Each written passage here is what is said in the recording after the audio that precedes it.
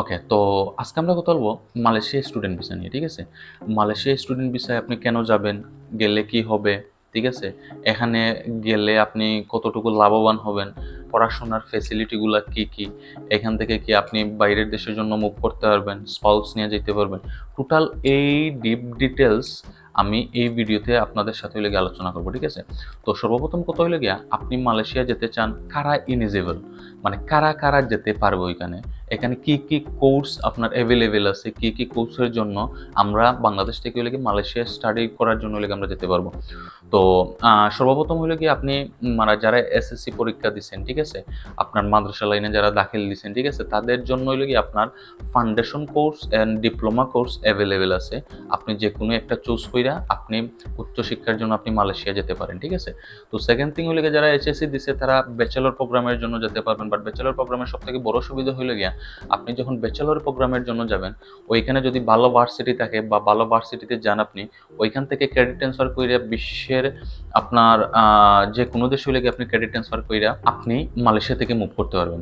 তো এইটার জন্য হলে কি আপনার অবশ্যই হলে ভালো ভার্সিটি, যে ভার্সিটিগুলো হলে ক্রেডিট ট্রান্সফার হয় ওই ভার্সিটিগুলো আগে চুজ করবেন। চুজ করে দেন ব্যাচেলর প্রোগ্রামের জন্য আপনি যখন মালয়েশিয়া যাবেন ওইখানে 1 বছর স্টে করবেন, পড়াশোনা করবেন।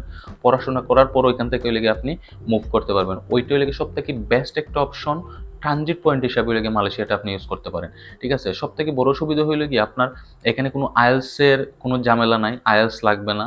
সেকেন্ড থিং হইলে কি ব্যাংকের কোনো ঝামেলা নাই, আপনার ব্যাংক ব্যালেন্স আপনার এখানে দেখাইতে হবে না মালয়েশিয়া স্টুডেন্ট ভিসার জন্য যদি যেতে চান আপনি, ঠিক আছে। ওইটা হইলে কি সব থেকে বড় আপনার ফেসিলিটি। অনেক মধ্যবিত্ত ফ্যামিলির অনেকেই আমরা যেতে চাচ্ছি, বা ওই লেগে ব্যাংক ট্যাঙ্ক, বা অনেকে ওই লেগে আইএলস করে নাই, আইএলস করবে, বাট এই ইনটেক আছে আপনার, মনে করেন আগামী ইনটেক আছে সেপ্টেম্বর অক্টোবর, ঠিক আছে, এই ইনটেকের জন্য ধরতে চাচ্ছে ব্যাচেলর প্রোগ্রামের জন্য, ঠিক আছে। তো সেই ক্ষেত্রে হলে গিয়ে আপনি ইনস্ট্যান্ট একটা ডিসিশন নিয়ে আপনি লো বাজেটের মধ্যে একটা ভার্সিটি আপনি চুজ করতে পারেন।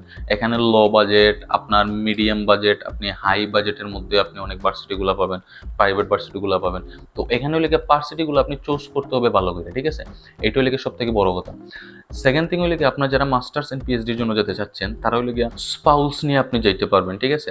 ওইখানে একজন ডিপেন্ডেন্ট হয়ে যেতে পারেন, সেই ক্ষেত্রে হলে গিয়ে আপনার আহামরি কোনো পোস্টিং আসবে না। জাস্ট ইএমজিএস ফিতে হলে গিয়ে আপনার এক্সট্রা বহন করতে হবে। সেকেন্ড থিং হলে গিয়ে আপনার এয়ার টিকিটটা লাগবে, ঠিক আছে। এখানে আহামরি কোনো পোস্টিং যাবে না।